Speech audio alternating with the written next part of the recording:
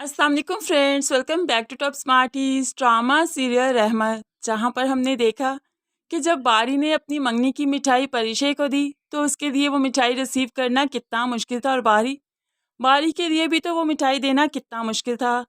दोनों अपनी जगह पर एक दूसरे से मोहब्बत करने लगे हैं, लेकिन इस मोहब्बत का इजहार शायद वो खुद से भी नहीं करना चाहते। लेकिन अनाया भी शायद इस मोहब्बत की तड़प को समझ रही है, इसकी पहली चिंगारी को देख रही है, तभी तो वो बारी का पीछा करते हुए अब परिशे के घर का भी मालूम कर चुकी है। और उसके अलावा वो बारी की ऑफिस आती है, उसे लगा था कि बारी ने परिशे को मंगनी के बारे में नहीं बताया होगा, इसलिए तो आती है और परिशे से मुहातिब होकर कहने लगी, तुम जानती हो हम दोनों की मंगनी हो चुकी है और जब मैं यहाँ पर आ चुकी हूँ तो मैं यहाँ से चले जाना चाहिए, हमारी कोई प्राइवेसी है।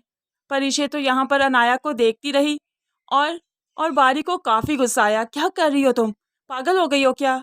यहाँ पर मैं काम करता हूँ, ये प्राइवेट लाइफ नहीं है मेरी, चलो जाओ यहाँ से। तो अनाया को काफ़ी गुस्सा आया, तुम इस लड़की को निकालने के बजाय मुझे निकाल रहे हो।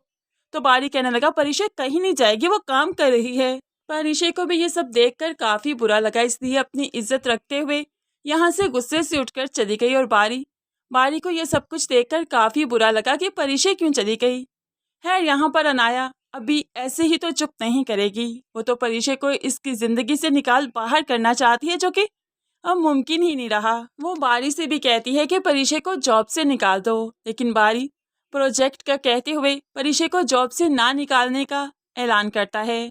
ऐसे में दूसरी तरफ देखें तो जुबैदा बेगम काफ़ी खुश है, क्योंकि ज़ूबिया का मेडिकल का रिजल्ट आ चुका है। और ऐसे में ज़ूबिया को मिठाई खिलाते हुए जुबैदा कहने लगी, मैं आज बहुत खुश हूँ, आलम से भरकर अपनी बेटियों को पढ़ाया था, उसके खिलाफ जाकर पढ़ाया था और मेरी बेटियों ने मेरा भरम रखा। बहुत खुश हूँ ज़ूबिया के लिए मैं। अब यहाँ पर इनकी खुशी को चार चांद लगाने यहाँ पर अनाया भी पहुँच रही है, क्योंकि बारी ने बात नहीं मानी कि वो परिशे को निकाल देगा, इसलिए वो खुद ही इनको वार्न करने आ गई। यहाँ पर अनाया को देखकर परिशे एकदम से हैरान रह गई, क्योंकि अनाया परिशे से पहले ही ऑफिस में काफ़ी बदतमीजी कर चुकी थी। यहाँ पर अब जो अनाया आई तो अपना इंट्रोडक्शन करवाती हो, बारी की मंगेतर हूँ मैं, जिस पर दादी भी कह देती हो, अच्छा बड़ी खुशी हुई आपसे मिलकर। तो ऐसे में अनाया कहती है, लेकिन मुझे कोई खुशी नहीं हुई, क्योंकि आप लोग तो वो लोग हैं ना झोंपड़ियों में रहकर महलों के ख्वाब देखने वाले। तो ऐसे में सब काफ़ी हैरानगी से अनाया को देखने लगे कि ये कैसी बातें कर रही है। तो अब अनाया परिशे को उंगली के इशारे से वार्न करती है, ये जॉब छोड़ दो, रिजाइन दे दो, वरना बहुत बुरा करूँगी मैं तुम्हारे साथ। मैं बारी के साथ किसी और को भी नहीं देख सकती और तुम उसके ऑफिस में बैठती हो, उसके साथ काम करती हो, वो तुम्हें छोड़ने आता है, ये क्या है? ऐसे कुलीग्स के साथ रह जाता है। तुम कुलीग नहीं हो, तुम उसकी पार्टनर बनना चाहती हो और मैं ऐसा होने नहीं दूंगी। मैं तुम्हारा ये हाथ कभी पूरा नहीं होने दूंगी। अब जुबैदा काफ़ी ज़्यादा परेशान हो गई और अनाया को रोकते हुए कहने लगी, बेटा तुम्हें कोई गलत फहमी हुई है, मेरी बेटी ऐसी नहीं है।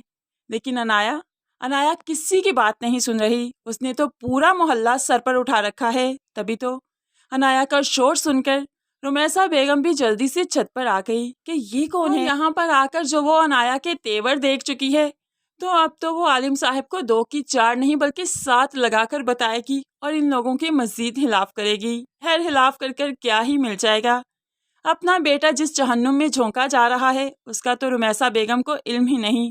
उसने उसकी गलती देखते हुए भी पर्दा डालने की कोशिश की, हालांकि आलिम साहिब को अभी बताया कि बेटा किस रास्ते पर निकल चुका है तो आलिम साहिब शायद अभी ही संभाल लेते, लेकिन है रुमैसा बेगम दूसरों के घर में टो लेना छोड़े तो अपने घर में तवज्जो देना। खैर दूसरी तरफ अगले ही रोज़ जब परिशे यहाँ पर आई तो काफ़ी ज़्यादा गुस्से में थी। बारी से भी ठीक तरह से बात नहीं करती और 2 टोक कह देती है, मेरा ये प्रोजेक्ट ख़त्म होगा तो मैं रिज़ाइन दे दूँगी, क्योंकि मैंने ऑलरेडी एडवांस सैलरी भी ले चुकी है, इसलिए मैं रिज़ाइन नहीं दे सकती। अनाया को बार बार मेरे घर आकर ये कहने की ज़रूरत नहीं कि मुझे रिज़ाइन दे देना चाहिए। अब यहाँ पर बारी को मालूम पड़ गया कि अनाया इनके घर गई थी, इसलिए अनाया के साथ फिर से बारी की लड़ाई परिशे की वजह से होगी। और अनाया किसी भी तौर ये बर्दाश्त नहीं कर पा रही कि उसकी पर्सनल लाइफ में परिशे आ रही है, हालांकि ये परिशे को खुद धकेल कर अपनी पर्सनल लाइफ में ला रही है। अनाया तो शायान सर से भी कहेगी परिशे को ऑफिस से निकाल दिया जाए, लेकिन शायान सर भी कैसे ही निकालेंगे, क्योंकि परिशे एक बहुत अहम ज़रूरी प्रोजेक्ट कर रही है और इस प्रोजेक्ट के ख़त्म होने से पहले परिशे को नहीं निकाला जा सकता। वैसे भी उसने अपनी जान जोखिम में डालकर जो बारी की जान बचाई, तो शयान साहब तो अब परिशे के मकरूज समझते हैं खुद को, तो फिर किस तरह से उसे ऐसे ही ऑफिस से निकाल देंगे।